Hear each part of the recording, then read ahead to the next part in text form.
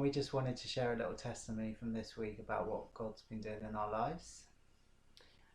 So, as many of you know, our second daughter Lucy was given a postnatal diagnosis of Down syndrome, which came as quite a shock to us. She was in the neonatal unit for about 11 days after she was born, and she also went into hospital at about 5 weeks old, and both times needed some oxygen.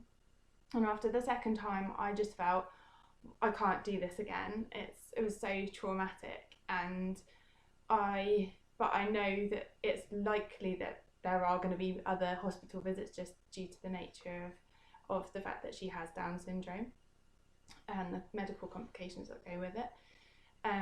After that second time, we had a really good long time of things being quite good, and we started to get to know her a little bit better. She started engaging with us more.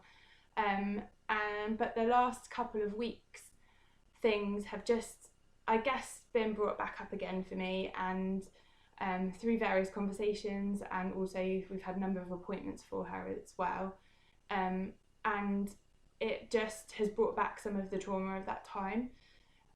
One of the main ones being feeling like I abandoned Anna, and she would have felt abandoned by me during that time in those early days. She's our other daughter, she's 2. And with everything with coronavirus at the moment, and the fact that the one fever she's had in her life, she ended up in hospital again, needing oxygen. I've kind of been a little bit on tenterhooks that things would happen again, and I didn't realise that I felt that way. So I kind of was trying to explore that with God a little bit over the last couple of weeks, as much as I could, and try and find some healing in it. On Monday night, we put the girls to bed as usual, and I was in the middle of making a cake for Anna's birthday the next day.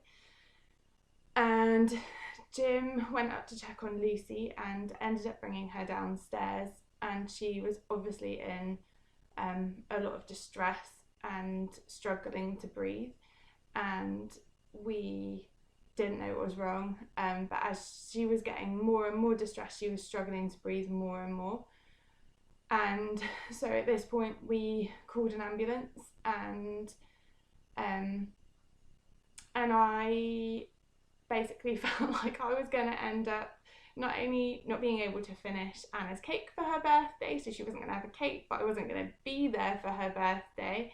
I was going to have to go into hospital for an indefinite period of time. Didn't know when I'd see Jim and Anna again, because obviously they can't visit at this moment in time. And so yeah, basically said goodbye to Jim and didn't know when I was going to see him in person again anymore when I got into the ambulance. So obviously that was incredibly difficult night, and it was incredibly difficult for me seeing Ruth and Lucy whisked off in an ambulance to A&E.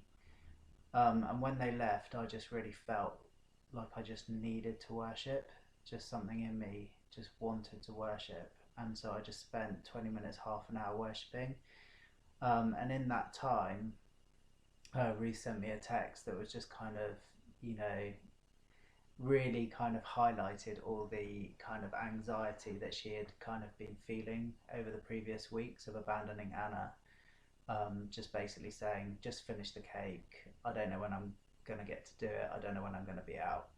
And I just felt kind of really angry in that moment and really upset, because it really felt like an attack, just when there was kind of this real weak point for Ruth, that almost the worst thing that could have happened. And I just kind of, everything within me just rose up and said, like a big hell no, that is not going to happen. Ruth is going to finish this cake. And so I just worshipped and worshipped, and was getting frustrated because I couldn't sing very loud because Anna was asleep in bed, and just asked God if the angels could sing his praise over Lucy. And then sort of over the next 2 or 3 hours I just prayed, and I prayed a lot in tongues because I ran out of words, but I just prayed and prayed and prayed and prayed. And then after a couple of hours, I was prompted to read Psalm 23. And the bit that really struck me in the version that I was reading, I read it through 2 or 3 times, was I may walk through valleys as dark as death, but I won't be afraid because you are with me, and your shepherd's rod makes me feel safe. You treat me to a feast while my enemies watch. You honour me as your guest, and you fill my cup until it overflows. And I've read quite a lot around that psalm, and it's just dripping with cultural significance. And um, obviously, the role of the shepherd is to protect the sheep, but this is really reinforced when it says, "You treat me to a feast while my enemies watch," because when you are invited as the guest of someone in that culture, it is their job to defend you if enemies attack, even to the death, because they would lose their honour if anything happened to you while you were in their care. So it was a real sign of God saying, I am protecting you while you feel attacked. And then you honour me as your guest and you fill my cup until it overflows. There are different significances to how much you fill someone's cup in that culture, depending on how much you like them. But when you, as a host, fill the cup of someone who is your guest until it overflows, that's the highest level of honour you can bestow on a guest.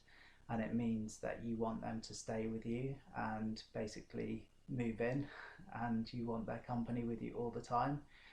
And so as I read that psalm through 2 or 3 times, I just kind of almost felt a confirmation in my spirit that that's what God had done, and He was saying, "It's done now. Like, I'm protecting you and I'm with you." And sort of 2 or 3 hours in, I was able to get on the phone to Ruth, and it was incredible news. Lucy's oxygen levels were about as high as they've ever been. She had been treated for something called croup with steroids and was responding really well, and they were going to be released that night. And so Ruth did get home about 1:30 in the morning, and we both had very little sleep that night. But I really felt like the next day we lived in the reality of that psalm and that promise, because I cancelled the class that I've been intending to teach online. I cancelled all my work commitments for that day because we'd had so little sleep and because I needed to sort of be there to support Ruth. And so we both had the whole day just to spend with Anna on her birthday and make that day special. And Ruth was able to finish her cake, and we were able to enjoy so many moments on that day with her, and it really felt like the whole day was a feast that we were able to enjoy, um, with God watching over us, and He gave us the strength and the energy to get through it, but also to really enjoy it. So we just wanted to share that with you.